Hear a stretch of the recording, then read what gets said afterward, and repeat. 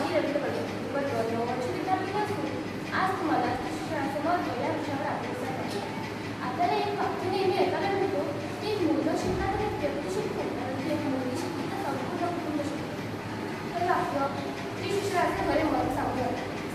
स्त्री हे केवळ धन, स्त्री हे केवळ सेवा असून ती समाजाची आदर्शिका आहे.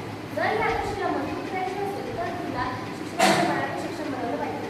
स्त्री हे केवळ स्त्री शिक्षणामुळे सर्वप्रथम कुटुंबाचा विकास होतो. शिकलेली स्त्री चांगली आई, चांगली मुलगी करते आणि ते आपल्या मुलांना चांगले संस्कार करते आणि त्याला लहानपणापासून चांगले शिकवले. त्यामुळे पुढे जाऊन देशाचे कर्तृत्व नागरिक करतात. एका डॉक्टर आईपासून डॉक्टर मुलगा होतोय, तर शिक्षक आईपासून हुशार विद्यार्थी करतो.